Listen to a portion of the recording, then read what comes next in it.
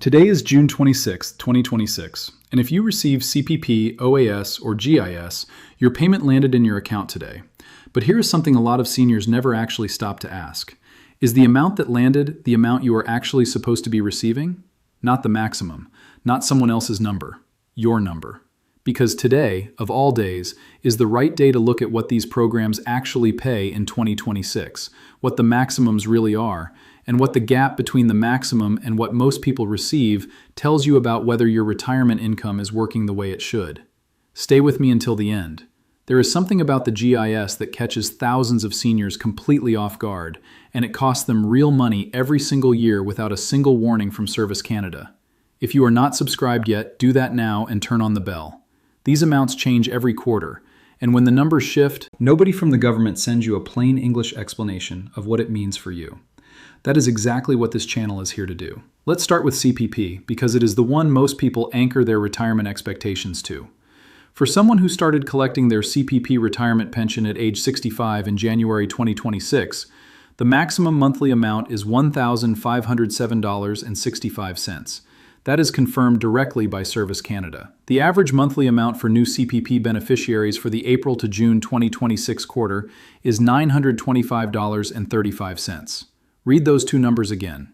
Maximum, $1,507.65. Average, $925.35. That is a gap of more than $580 every single month, more than $6,900 every year. And the vast majority of Canadians who built their retirement plans around the maximum are receiving something meaningfully lower. Why? Because reaching the maximum CPP retirement pension requires contributing at or above the year's maximum pensionable earnings for at least 39 years. In 2026, that earnings ceiling is $74,600. 39 years of earnings at or above that level, no significant gaps, no extended periods of part-time work, no years of low earnings for any reason. For most Canadians, that combination simply did not happen. Years raising children, years in school, years of part-time or contract work, years where income came in below the ceiling. Every one of those years pulls the final amount down. If you are already collecting CPP and you want to know your actual number versus the maximum, that information is in your My Service Canada account at canada.ca.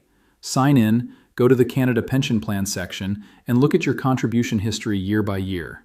If you see gaps or years where the earnings look wrong, contact Service Canada directly at 1-800-277-9914. Now let's talk about OAS, because the structure of this benefit surprises people once they understand how it actually works.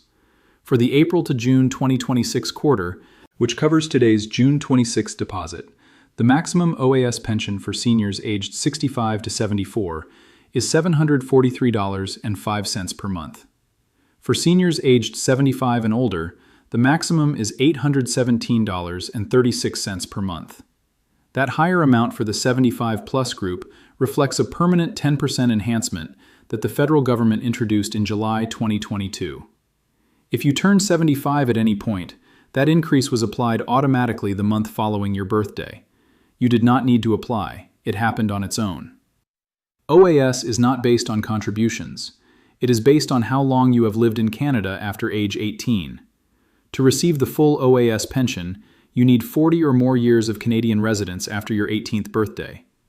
If your years of residence fall between 10 and 39, your OAS is prorated. 1/40th of the maximum for each qualifying year. A senior with 30 years of residence, for example, receives 30 divided by 40 of the maximum, which works out to roughly $557 per month for the 65 to 74 age group, using the current quarter's maximum. And unlike CPP, OAS amounts do not decrease when the cost of living falls. The CRA has confirmed this explicitly. Benefits are adjusted upward when the Consumer Price Index rises, and they hold steady when it does not. For the April to June quarter, OAS rose by 0.1%.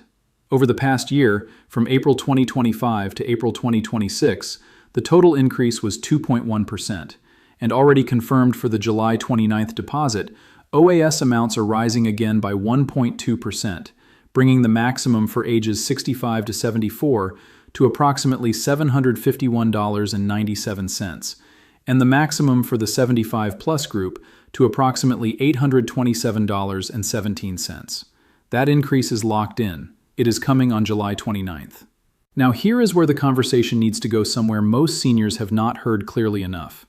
A significant portion of Canadians who receive OAS are not receiving the full amount. Not because they do not qualify for it, not because of any error on their part, but because their net income is above the recovery threshold, and the CRA is quietly reducing their monthly deposit. This is the OAS recovery tax. Most people call it the clawback. For the 2025 income year, which is what determines your OAS payments from July 2026 through June 2027, the recovery threshold is $93,454 of net world income. For the 2026 income year, the threshold rises to $95,323. Once your net income on line 23,600 of your return crosses that line, the government recovers 15 cents of OAS for every dollar above it. If your 2025 income was $110,000, your excess above the threshold is roughly $16,500. 15% of that is approximately $2,475 in recovery tax. Divided across 12 months, that is roughly $206 less in your OAS deposit every single month from July 2026 through June 2027. The deduction does not arrive as a lump sum. It is built into each monthly payment, which means a lot of seniors who look at today's deposit and see a number smaller than they expected may not realize why. If you believe your OAS is being reduced by the recovery tax, and your income is expected to be significantly lower this year than last year, there is a process available through Service Canada to adjust the withholding using Form T1213, OAS. You do not have to wait a full year to recover money through a refund, but you do have to act. Now we get to the benefit that has the most moving parts and the most ways to go wrong, the Guaranteed Income Supplement. The GIS is a monthly, non-taxable top-up payment available to OAS recipients whose income is below a set threshold. For the April to June 2026 quarter, the maximum GIS for a single, widowed, or divorced senior is $1,109.85 per month. For a senior whose spouse or common-law partner also receives the full OAS pension, the maximum GIS per person is $668.08 per month. Those amounts are confirmed directly on the Canada.ca GIS page. The GIS is not taxable. It does not show up as income on your return. It does not affect your OAS recovery tax calculation.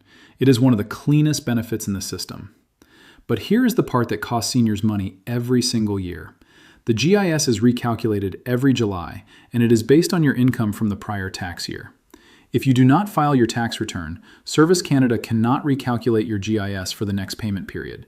Your payments will be suspended in July until your return is processed, even if you had zero income, even if you owe no tax.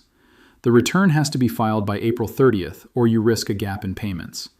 And here is the second trap.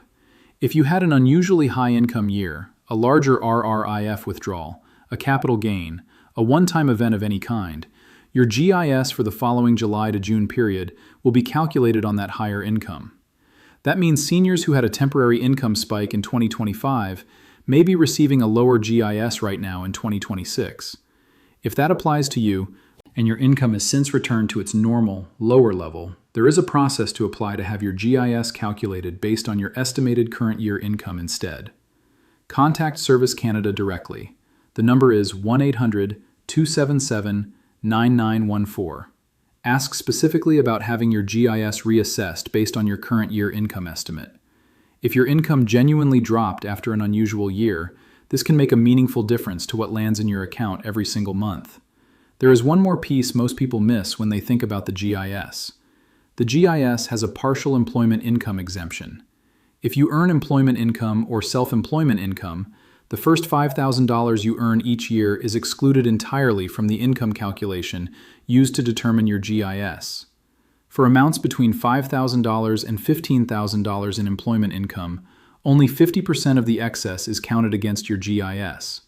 That means a GIS recipient who works part-time and earns $8,000 in a year is not penalized as heavily as they might assume. The $5,000 is exempt. The additional $3,000 reduces the GIS by 50 cents per dollar earned above the exemption. That is $1,500 reduction per year, not $4,000. This rule is in place specifically because the government recognized that penalizing low-income seniors for staying active in the workforce was working against them. It does not apply to RRIF withdrawals. It does not apply to pension income. It applies to employment and self-employment income only. If you are receiving GIS and working part-time, make sure your tax return reflects your actual employment income and that the exemption is being applied correctly. Here's how to bring all of this together into one clear picture for today's deposit and the months ahead. For CPP, the maximum for someone starting at 65 in January 2026 is $1,507.65. The average for new beneficiaries is $925.35. Your actual amount depends on your contribution history. Check it in your My Service Canada account. For OAS, ages 65 to 74, maximum $743.05 for this quarter. Ages 75 and older, maximum $817.36 for this quarter. A 1.2% increase is confirmed for July 29th. If your income is above $93,454 for 2025 or $95,323 for 2026, the recovery tax is reducing your monthly deposit. For GIS, maximum for a single senior this quarter, $1,109.85. Maximum for each spouse when both receive OAS, $668.08. It is non-taxable. It resets every July based on last year's income. If your income was unusually high last year, contact Service Canada. If you earn employment income, the first $5,000 is exempt from the GIS calculation. And for every one of these benefits, the number that lands in your account today is only the right number if the information Service Canada has on file is accurate, if your return was filed on time, and if you understood the rules well enough to make the decisions that protect each benefit. If today's deposit prompted any of these questions for you, please send this video to one person in your life who is receiving CPP, OAS, or GIS, and has never sat down to compare what they actually receive against what they could receive. Because the system calculates what it has. It does not go looking for information you have not provided. It does not call to let you know a benefit could be optimized, and it does not flag when the number it sends is lower than it should be. That is what the Maple Ledger is here to do. See you in the next one.